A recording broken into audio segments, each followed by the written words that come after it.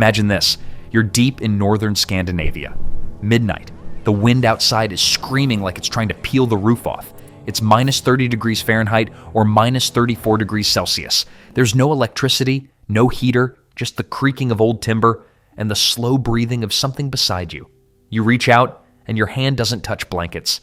It touches fur. A goat is sleeping right next to you, maybe 2 or 3. Without goats, nobody can survive the Viking winter. And you would be surprised why the Vikings actually loved it. Forget fluffy duvets or heated mattress pads. In a Viking longhouse, your electric blanket had horns and sometimes smelled like hay. Viking families slept together. Not just parents and kids, but goats, sheep, even the occasional calf, all huddled in one shared sleeping area. The bed wasn't a modern mattress. It was a raised wooden platform, lined with straw, fur pelts, and sometimes sacks stuffed with wool or grass. The animals? They weren't kept outside. They were invited in. At night, the goats were led into the warmest part of the house, often a small enclosed chamber at the back, called the dingja in Old Norse. Families would lie shoulder to shoulder with their livestock, layering themselves between fur blankets and living, breathing, heat-radiating animals. And there's a reason they chose goats. Goats give off heat, a lot of it. An adult goat's body temperature sits around 102 degrees Fahrenheit, 39 degrees Celsius. Multiply that by 2 or 3 animals pressed up beside you, and you've just made a furnace with legs. In a world without insulation, sleeping beside your food source was how you stayed alive. Archaeologists at sites like Ribe in Denmark and Lance aux Meadows in Newfoundland have found charred bedding, animal bones, and even goat droppings right inside Viking homes. Proof that this wasn't just a theory, it happened. Side by side, under one roof. But it wasn't just about heat. There's more to this goat-sleeping bond than temperature. It was also about peace of mind. In sagas and Norse folklore, animals weren't just tools, they were companions, especially goats. Thor, god of thunder, didn't ride horses. He rode a chariot pulled by 2 giant goats, Tangrisnir and Tangjuster, names that literally translate to teeth grinder and gap tooth. And according to myth, he could eat them at night and bring them back to life with his hammer in the morning. So even in mythology, goats were seen as renewable, resilient, and loyal. When that goat curled up beside you at night with its soft belly and rhythmic breath, you didn't just sleep warmer, you slept calmer. In fact, historians believe this closeness contributed to lower nighttime stress, reducing adrenaline, which helped conserve body heat and energy. A real-life version of goat therapy, centuries before the term existed. And even now, in the highlands of Ethiopia, in the steppe of Mongolia, in alpine huts across Europe, families still sleep beside their goats or cattle to stay warm. The Viking way may be gone, but the wisdom, it lives on in places where winter still rules. But warmth and bonding weren't the only reasons Vikings slept with goats. There was a darker, more primal reason too. Viking homesteads were often built deep in forests, near fjords, or tucked against wind-scoured ridges, far from towns, far from help.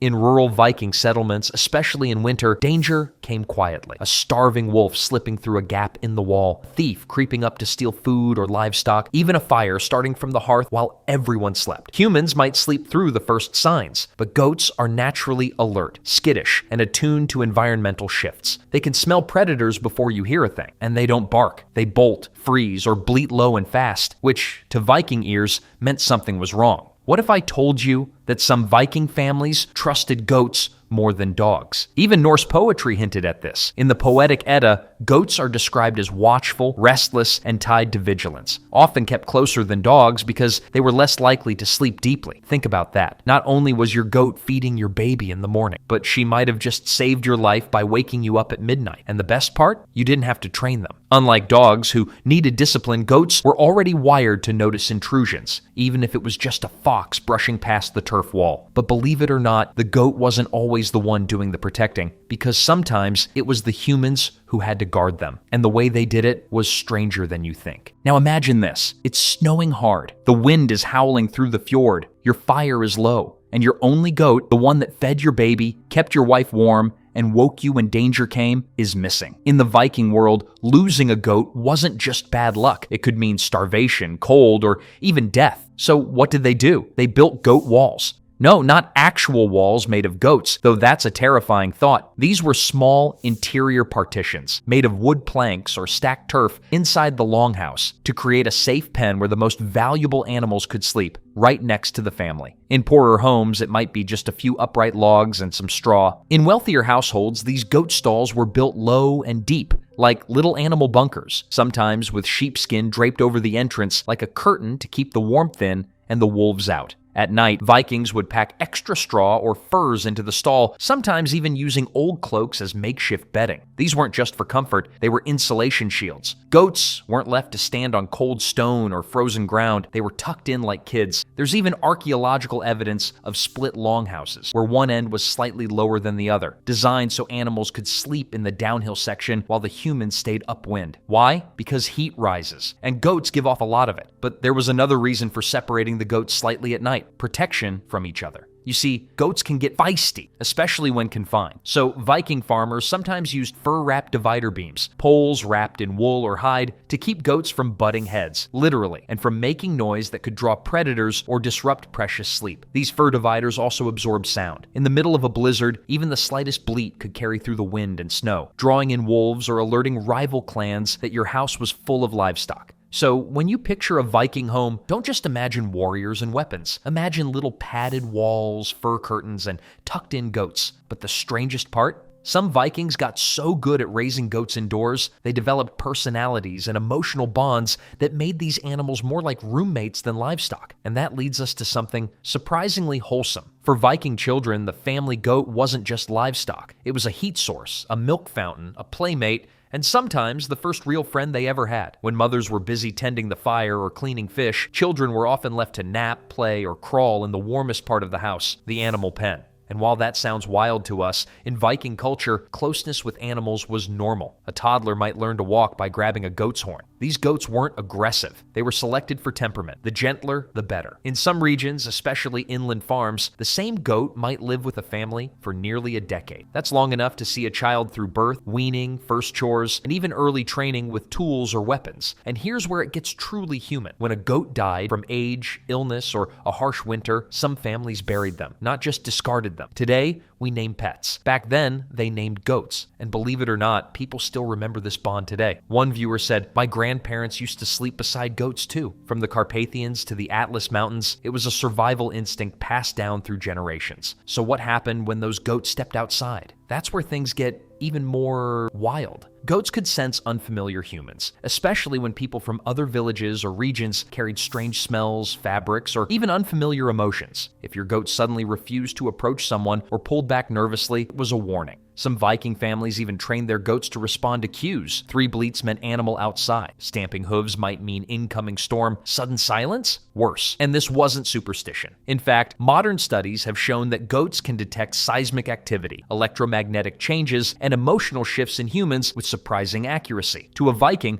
a goat was like a weather radar, motion sensor, and lie detector, all in one. And during wartime or raids, goats were often tied near the outer perimeter of camps, not just for tethering, but as an early warning system. So next time you think of goats as silly or stubborn, remember that to the Vikings, they were part of the defense plan. But goats weren't just detectors of danger, they also helped bring new life into the world in more ways than one. To the Vikings, a goat wasn't just a pet, it was a pantry, a coat rack, a water bottle, and a medicine cabinet, all with legs. Let's start with milk. Viking goats produced small but steady amounts of milk even through the colder months, if they were well fed. It was thick, creamy, and slightly sour, especially when fermented. But that's exactly what they wanted. Fresh goat milk was used for drinking, but also turned into yogurt, soft cheese, or sour porridge, all of which kept longer than raw milk and provided vital probiotics in a season when gut health could make or break you. For Viking children, goat milk was often the first food after breast milk. Warm, rich in fat, and easier to digest than cow's milk, it was ladled into mash with grains, crushed root vegetables, and even marrow for strength. But it didn't stop there. When a goat passed, either from old age, illness, or slaughter, nothing was wasted. The skin was carefully removed and dried, often smoked or greased with fat to become water resistant. These hides were turned into sleeping mats, crib liners, mittens, cloaks, even water pouches stitched tight with sinew. The goat's intestines and stomach were washed and used as food casings or storage vessels, what we might call medieval Ziploc bags. They held broth, porridge, curdled milk, even dried herbs and powders. Bones and hooves, boiled for broth, yes, but also carved into tools and ornaments. The hollow leg bones could become whistles or the simple flutes. The shoulder blades, flattened and cleaned, were sometimes used as writing surfaces for children to practice runes. And the most unexpected use? The bladder. When cleaned and inflated, it became a children's toy, like a balloon. Tied to a string and batted around by kids in the longhouse, it helped stave off cabin fever when the snow piled high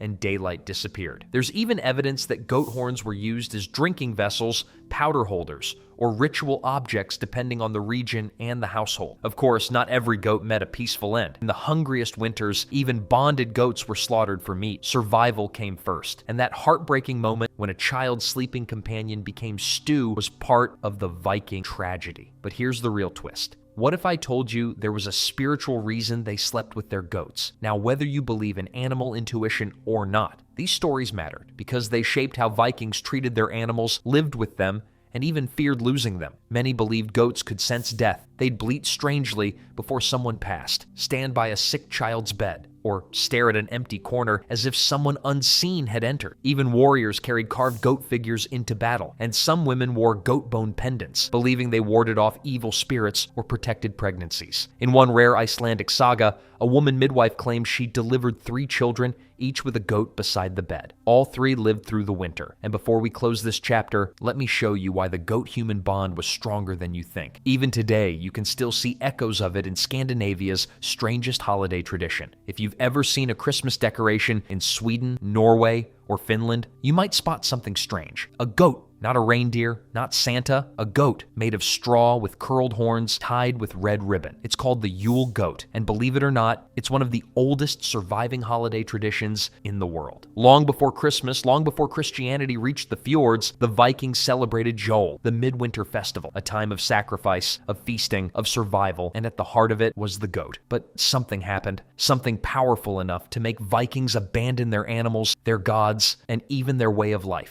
Around the 10th and 11th centuries, a quiet invasion crept through Viking lands. Not an army with swords, but monks, missionaries, crucifixes. Christianity arrived, and with it, a new worldview. Suddenly, the old gods were labeled as demons. The rituals of the hearth, the goat masks, the fertility blessings, the fire feasts were seen as pagan filth. And the goat, he became a symbol of the devil. Across Europe, Christian imagery began to associate goats with sin, lust, and chaos. The horns, satanic. The unruly behavior, witchcraft. Even Thor's magical goats, once a tale of resurrection, were retold as mockery of Christian miracles. And so the domestic goat, once welcome inside Viking homes, was slowly pushed back outside, simply because people were ashamed to be associated with the old ways. In towns, laws banned animal cohabitation. In churches, priests preached against beast-like living. So yes, goats disappeared from Viking homes. Even today, when we talk about 3 dog nights or gather around a fire with family or decorate our homes with strange straw animals, and if you've never heard that expression, a 3 dog night, it meant a night so cold you needed 3 dogs beside you just to survive. And if this surprised you, wait until you see what the Vikings actually ate to survive.